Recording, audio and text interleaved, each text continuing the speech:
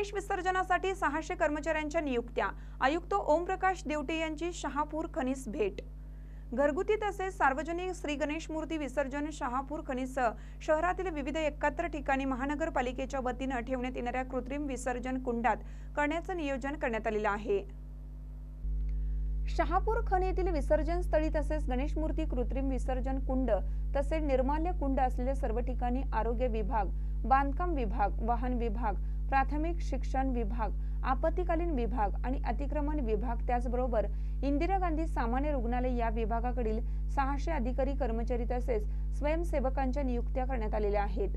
त्याचबरोबर 16 Eicher tempo, 5 tractor, 2 यांत्रिकी बोट, 2 रुग्णवाहिका, 1 अग्निशमन वाहन अशी यंत्रणा सुसज्ज ठेवण्यात आली आहे।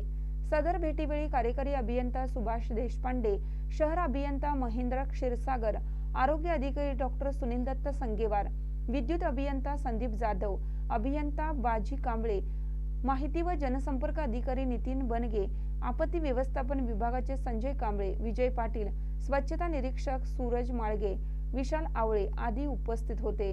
महानकर न्यूजसाठी प्रवीण पवार, इचलकरंजी।